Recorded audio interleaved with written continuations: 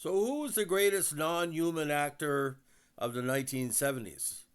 Well, there's a lot of Muppets to choose from, a lot of puppets, or we're talking non animated here. But this guy, when he first came on the screen in 1977, voiced by the great Jim Henson, we all fell in love with him because there was aspects of Roger Moore, aspects of Sean Connery, aspects of really, really bad Tony Curtis, a little bit of Jeffrey Hunter, a little bit of, like what they called the Macho Man style, Burt Reynolds.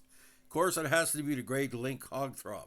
Now, Link Hogthrob, as portrayed on the Muppets and part of the movie system, is the dim-witted pig possessing traits of a stereotypical leading man with wavy blonde hair, a manly cleft chin, and a high opinion of himself.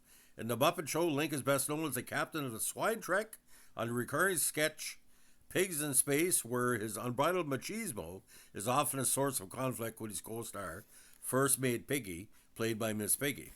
Unlike Dr. Julius Strange Fork, whose role in the Muppet Show would primarily be on Pigs in Space, sketches included Wonder Pig.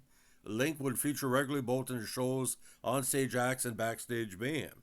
Link's singing talents featured a number of times in solos, such as Sunny Boy and duets and group numbers. Starting the show's third season, Link was also featured as a police chief in the recurring underrated Bear and Patrol sketches, where his dim-wittedness was often a source of physical trauma to patrol officer Fozzie Bear.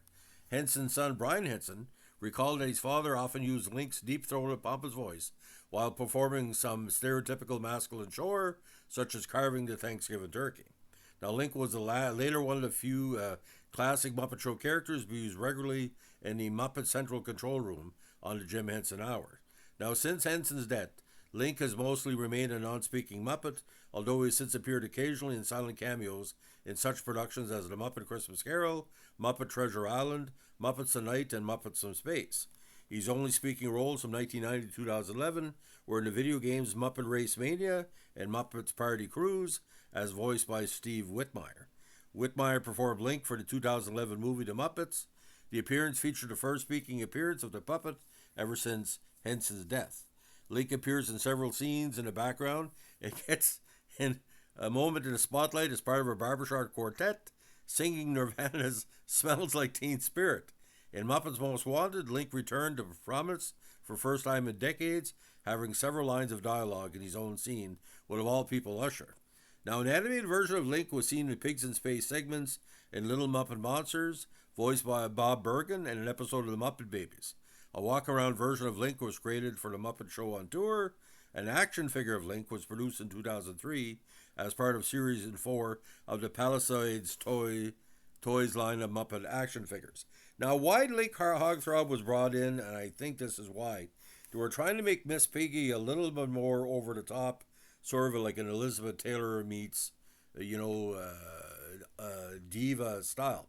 But Link Hogthrob, when he first came on, I think it was season 2 or into season 3, they were getting away from the standard kind of let's feature the star of the week type thing. You look at the Rita Moreno episodes, Peter Sellers, stuff like that. So they could really take it any place. And Link Hogthrob was still, the Kermit laugh we're doing to the side and left. He did that, but in pig form. But like Miss Piggy was never attracted to Link Hogthrob. It was green or nothing. She was in love like crazy with Kermit. But Link was, like I said, the big heartthrob, and maybe Peter Lupus a little bit as well.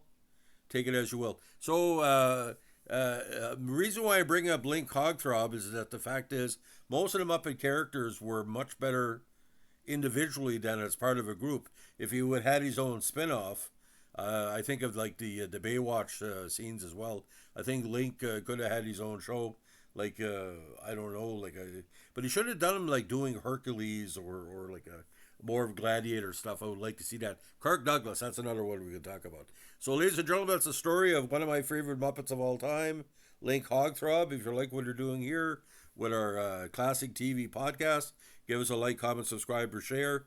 Don't forget, Link Hogthrob. We've always seen him in the movies from 1935 to about 1990. So that's something of its time. You couldn't see a Link Hogthrob in 2024 because Link was never comedic. He seemed to be just Link Hogthrob. Anyway, thanks for listening, and don't forget, they always go the Muppet Show. Anyway, can't do a theme, but you know what I'm talking about. Anyway, and New Zealand and him should have had a tag team, Marvel team up. And Link throwing his chin and knocking people out, and New Zealand throwing the boomerang carp. I would love to see that. Good superhero team, but we're off the point. Thanks for listening. Bye.